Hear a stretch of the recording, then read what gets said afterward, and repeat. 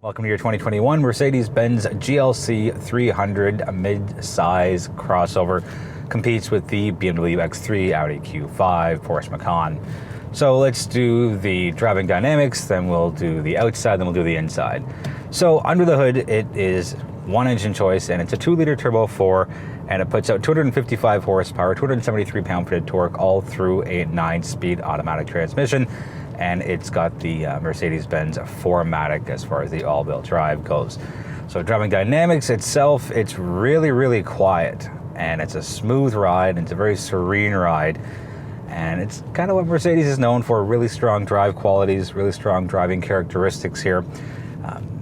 Low speeds, high speeds, in between speeds. It's still a very serene place to spend time, whether you're a driver or a passenger. Cornering handling, pretty respectable here.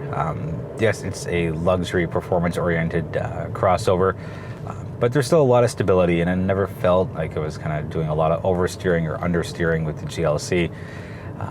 As far as visibility goes, pretty good all around. This does have the optional 360 camera, so if you're trying to get into a tighter parking spot, you have, I guess, 4 extra sets of eyes all around you to make sure you don't ding or dent anything.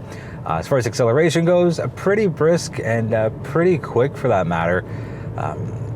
And yes, the industry is going towards turbo 4s, and I find that that engine is suited well for this. Yes, you could have a little bit of driving excitement, throw it into sport mode, and really find out what the GLC can do. Or if you're running around the city, just keep it in regular normal mode. Size-wise, the GLC sits between the GLA, which is your smaller crossover, and the GLE, which is the much bigger crossover. So it's a good ideal size. And again, the driving dynamics are pretty respectful as far as what people would want. At least I think people would want out of a crossover in this class.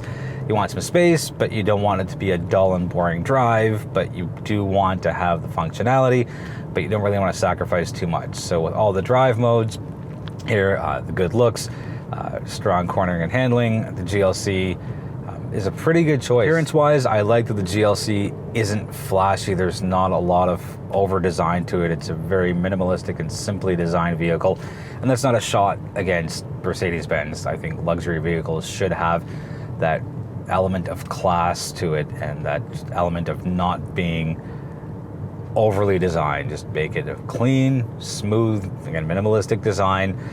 Let the lines speak for themselves. So up front, you have your LEDs because, well, it's a luxury vehicle and that's what they do. But it's a nice clean look, and I like how the Mercedes-Benz logo is really big and prominent up front. It's not obnoxiously big, but I think it fits the grille really nicely, and it's got the diamond grille as well here. Going on the sides, again, nice clean look all around. There's not anything overly designed with it. I find it very, very appropriate for the Mercedes-Benz lineup. Now the GLC has been with us for a few years, so I think they're going to be due for a new generation, maybe not next year, maybe 2023, maybe 2024.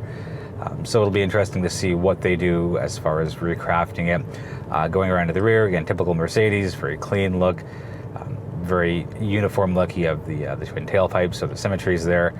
And just, again, it's a nice clean look, and I like that with the appearance of luxury crossovers, actually all luxury vehicles. And Mercedes is very consistent, to me anyway, as far as this class of vehicle goes. Yes, I know the AMGs and the more performance-oriented vehicles get a little more flair, but for what the GLC is and in the class it's in, it works very nicely design-wise. A quick touch on fuel consumption. So on a 66-liter fuel tank of premium fuel in liters per 100 kilometers, the GLC gets 11.3 on city streets, 8.5 on the highway, and a blended total comes out to 10 even. I've said this in all my reviews before, and I'm just going to keep saying it. That's through Natural Resources Canada.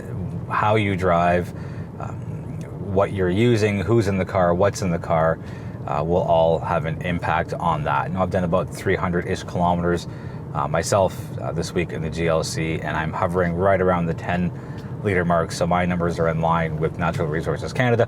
It's been just me. I've had a couple of things. I've had a guitar in the car. I've had a couple of cases of cat food, but like nothing substantial that would dramatically affect the fuel consumption rating. On the inside, the GLC looks really sharp, really clean. Now, if you've seen my GLA or GLB videos, or even the A250 video, you'll notice that the GLC, at least this one here, as spec'd by Mercedes-Benz Canada, does not have the full 12.3-inch digital dashboard. It's got the analog dials for the bookends and the digital screen in the middle. And also the vents in the center stack do not light up. There's no ambient lighting in there, as opposed to the other ones that I've had. I think they may dip into that, I don't know, maybe next year, or they just might wait for the full new generation of it. But I don't mind the analog dials, and yes, digital looks really cool, and the way Mercedes has done it in other vehicles, it's that one really big screen that blends the dashboard in with the infotainment system, and it just looks like one massive piece. But sometimes it's okay to go old school with analog dials. You still get everything you need, and all the information is in the middle, and the steering wheel still has the same buttons. Because I said I'm sorry. I'm sorry. I can't help you with that right now. I know you can't, Mercedes. Steering wheel buttons are all the same. A little bit of piano black. Really good feeling steering wheel. Not too thick, not too thin. Just feels really good. The seats are extremely comfortable, and I like that the headrests can go up and down, as well as forwards and backwards. Again, just not all of us are the same size and the same shape. We all don't have the same comfort level for what we want driving wise. So you have the 10.25-inch infotainment system, really clean, crisp graphics. Again, very typical Mercedes. The GLA I had was really responsive, same thing with GLB.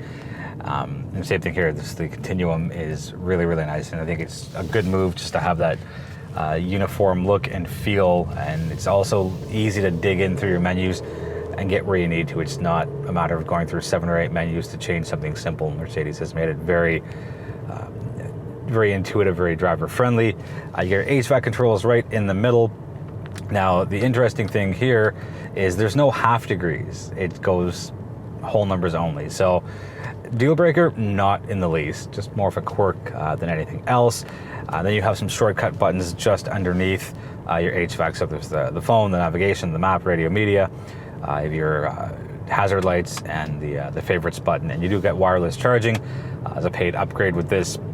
Just below your cup holders, and it's a nice open pore wood finish. I usually don't like any kind of wood on the interior of the car, but paid upgrade. But it looks really nice, and I think because it's black, so you get the black up here, you get the black on the door panels, black in the center stack, and it just looks really sharp and nice. I don't really care for the touchpad to control the infotainment system. I would much rather just use my hand and do it itself. As you can see, most of my fingers are on top of the infotainment system, and I'm in my comfortable seating position, so I don't have to lean forward or kind of just be uncomfortable when I'm going through the infotainment system. Overall, the 2021 GLC 300 is a good choice if you're looking at getting into the luxury crossover market. Again, the X3 is something to look at, the Q5, the Porsche Macan. Pretty much every luxury manufacturer has something in this class. So if you're a fan of Mercedes, take a look. If you want to look into getting into the Mercedes family, definitely take this out. There's also a GLC Coupe, which has the rounded off rear. If you just like that kind of look, and that would compete more with the X4 from BMW. If you're looking kind of for like a direct comparison with the GLC Coupe, but this is not the Coupe, this is just the regular shaped GLC 300. That's going to wrap it up for the 2021 Mercedes-Benz GLC 300. If you've got any questions on the vehicle, let me know in the comments, and I'll do my best to get you answers as soon as possible. Thank you so much for watching, and feel free to subscribe, and feel free to suggest the channel to somebody who you think might be interested in what I do. Be well, be healthy, be safe, and I will see you in the next video.